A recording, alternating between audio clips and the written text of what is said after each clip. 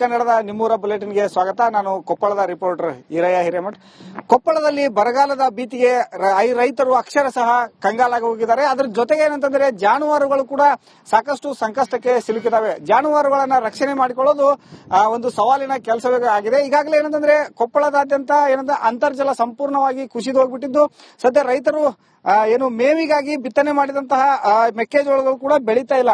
ಇದು ಏನು ನಾನೀಗ ಸದ್ಯ ಕೊಪ್ಪಳ ಜಿಲ್ಲೆ ಹಾಸ್ಕಲ್ ಅಂತಕ್ಕಂಥ ಒಂದು ಗ್ರಾಮದಲ್ಲಿದ್ದೀನಿ. ಈ ಗ್ರಾಮದ ಜಮೀನಿನಲ್ಲಿ ನೋಡ್ತಾ ಇರಬಹುದು.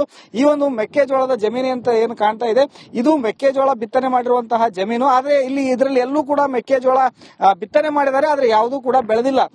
ಅಂದ್ರೆ ಮುಂಗಾರಿನಲ್ಲಿ ಸಮಯದಲ್ಲಿ ಕೂಡ ಇಲ್ಲಿ ಬಿತ್ತನೆಯನ್ನ ಮಾಡಿದ್ರು, ಆ ಸಮಯದಲ್ಲಿ ಸರಿಯಾಗಿ ಬೆಳೆದಿಲ್ಲ ಅನ್ನೋ ಒಂದೇ ಕಾರಣಕ್ಕೆ ಅದನ್ನೆಲ್ಲ ಹರಗಿ ಅದನ್ನೆಲ್ಲ ನಾಶ ಮಾಡಿ ಮತ್ತೊಂದು ಸಾರಿ ಬಿತ್ತನೆಯನ್ನ ಮಾಡಿದ್ದಾರೆ. ಆದ್ರೆ ಈ ಬಾರಿ ಕೂಡ ಯಾವುದೇ ರೀತಿ ಸರಿಯಾಗಿ ಬೆಳೀತಾ ಇಲ್ಲ.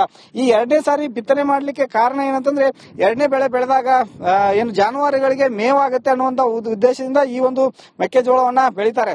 ಆದ್ರೆ ಇದು ಕೂಡ ಸರಿಯಾಗಿ ಬೆಳೆದಿಲ್ಲ. ಇದಕ್ಕೆ ಕಾರಣ ಈಗಾಗಲೇ ಅಂತರ್ಜಲ ಮಟ್ಟ ಕೂಡ ಪೂರ ಕಡಿಮೆಯಾಗಿದ್ದು, ಬೋರ್ವೆಲ್ಗಳು ಕೂಡ ಸಂಪೂರ್ಣವಾಗಿ ಬಂದ್ ಆಗಿ ಹೋಗಿದೆ.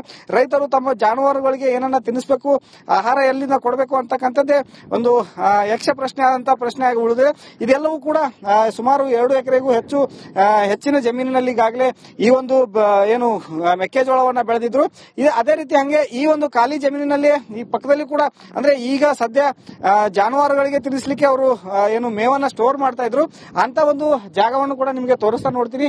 ಇದು ಕೇವಲ ಈ ಒಂದು ರೈತರ ಒಂದು 2 ತಿಂಗಳಿಗೆ ಆಗೋದು ಕೂಡ ಡೌಟ್ ಅಂತಕ್ಕಂಥ ಒಂದು ಪ್ರಶ್ನೆ. ಈ ಮೇವನ್ನ 2 ತಿಂಗಳ ಒಳಗಾಗಿ ಕೂಡ ಸಂಪೂರ್ಣವಾಗಿ ಇದು ಖಾಲಿಯಾಗಿ ಹೋಗ್ಬಿಡುತ್ತೆ. ಅಂದ್ರೆ ಮುಂದಿನ ವರ್ಷದವರೆಗೂ ಕೂಡ ತಮ್ಮ ಜಾನುವಾರುಗಳಿಗೆ ಏನನ್ನ ತಿನ್ನಿಸಬೇಕು ಅಂತಕ್ಕಂಥದ್ದೇ ಈ ರೈತರಿಗೆ ಒಂದು ಸವಾಲಿನ ಕೆಲಸ.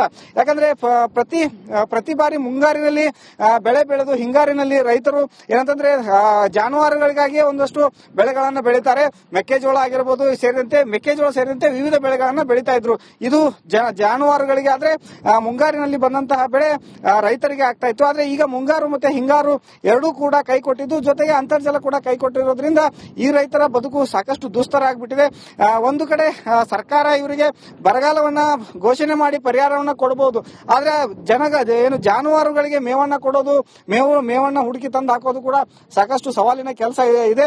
ಇಂತಹ ಸಂದರ್ಭದಲ್ಲಿ ಇಲ್ಲಿರುವಂತಹ ರೈತರು ಹೇಳ್ತಾ ಇದ್ದಾರೆ, ಈಗಾಗಲೇ ನಮಗೆ ಸರ್ಕಾರ ಏನು ಬರಗಾಲವನ್ನ ಘೋಷಣೆ ಮಾಡಬೇಕು, ಬೆಳೆ ಸಾಲವನ್ನ ಮನ್ನಾ ಮಾಡಬೇಕು ಅಂತ ಹೇಳ್ತಾ ಇದ್ದಾರೆ.